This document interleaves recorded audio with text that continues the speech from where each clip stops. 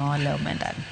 Yeni kan kidhi kao loan kata ken gi contract gi benki to nitie rules ma govern that contract.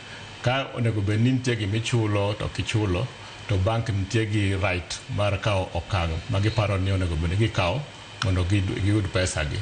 Koro ahinya magi gin ga waluongo ni contractual relationship.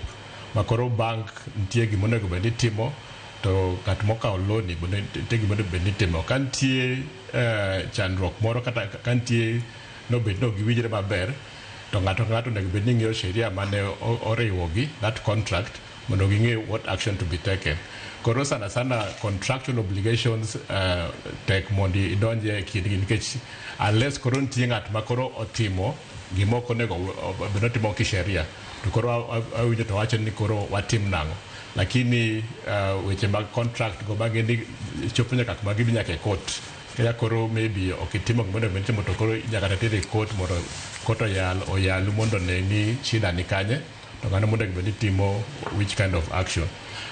Koro ahinya mano ok wadonje ahinya, lakini ka wawuond ni member wa moro approach wa mong'isowa ni an gi shida makamae to mae gima timre to wanya temo ng'iyo ni to dwa kony nang'o o dwa los nang'o, maybe by way of advice or by way of engaging your bank go mondo walos kodgi mondo ne kaka ginya konyo. Lakini mara mingi en contractual issue ma nitie gi rules and regulation ma determine how they relate. Yeah. To nyiswa bende ni kotenre kod muko mag udi kinde mokalo waseneno ka nitiere sama komeko donjo komudake kendo chako muko